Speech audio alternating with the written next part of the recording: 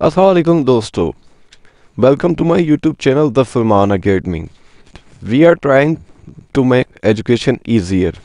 आगे बढ़ने से पहले आप लोगों से रिक्वेस्ट है कि हमारे यूट्यूब चैनल को लाइक, सब्सक्राइब और शेयर कर दें काइंडली। आपकी मेहरबानी होगी।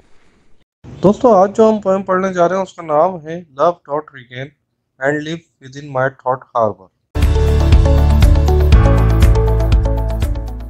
तो दोस्तों, साथ ही साथ इस पोएम के बारे में आपको बताते चलूं कि love dot regain and live within my thought harbour जो है वो सर थॉमस वॉट ने लिखी थी। और इसके जेनरिक की बात करें तो दोस्तों ये एक पैट्रियाचन सोनेट थी। इसकी थीम लव और रोमांस के ऊपर थी।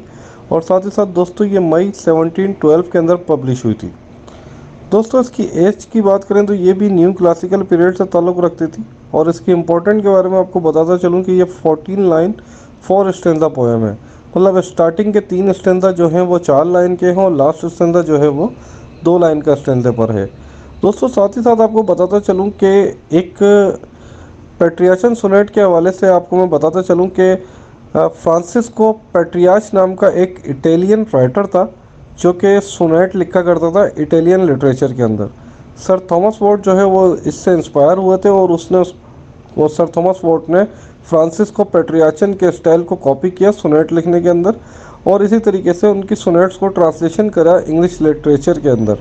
तो कुछ सर थॉमस वॉट ने खुद ने लिखी थी और कुछ जो है वो ट्रांसलेशन की गई थी। लेकिन जो स्टाइल अपनाया गया वो पेट्रियाचन सोनेट, वो फ्रांसिस्को पेट्रियाच जो कि एक इटालियन राइटर था, ओल्ड इटालियन राइटर था, उसको देखते हुए। तो दोस्तों, आगे बढ़ने से पहले आप लोगों से रिक्वेस्ट है कि हमारे यूट्यूब चैनल को the Salman academy we are trying to make education easier को लाइक, शेयर और सब्सक्राइब कर दें और बेल आइकन के बटन को प्रेस कर दें ताकि मज़ीद आने वाली वीडियो की नोटिफिकेशन आपको मिल सके।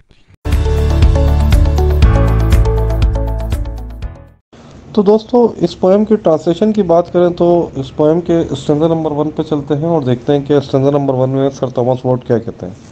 तो दोस्तों, स्टैंजा नंबर 1 में सर थॉमस वॉट कहते हैं कि मोहब्बत जो कि हुकूमत करती है और रहती है मेरी सोचों में, और इसने अपना मुकाम हासिल कर लिया है मेरे कैदी सीने में।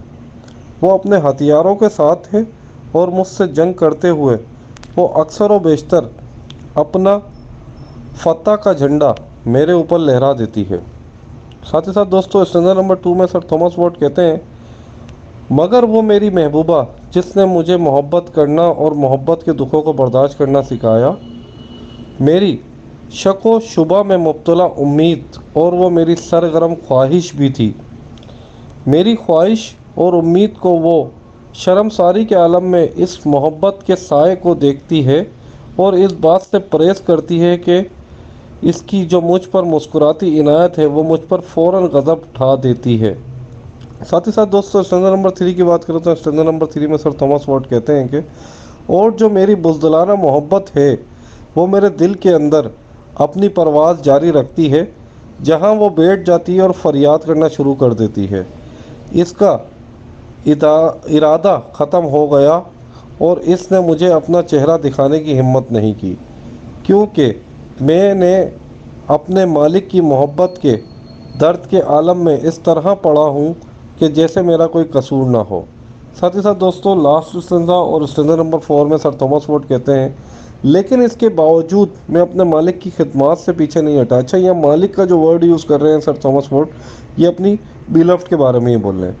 मतलब, लेकिन मैं इसके बावजूद मैं अपने मालिक की खिदमत से पीछे नहीं हटूँगा और मेरी मोहब्बत कभी कम नहीं होगी, और वो बहुत बहुत ज़्यादा खुशनुमा और दिलकश होती है जिसका इख्तिदाम मोहब्बत पर होता है। तो दोस्तों, ये सर थॉमस वॉट की पोएम की ट्रांसलेशन थी। साथ ही साथ दोस्तों, आप लोगों से रिक्वेस्ट है कि हमारे YouTube channel the Salman academy we are trying to make education easier को लाइक, सब्सक्राइब और शेयर कर दें ताकि मज़ीद आने वाली वीडियोज़ की नोटिफिकेशन आपको मिल सके। Thank you for watching. अल्लाह हाफिज़।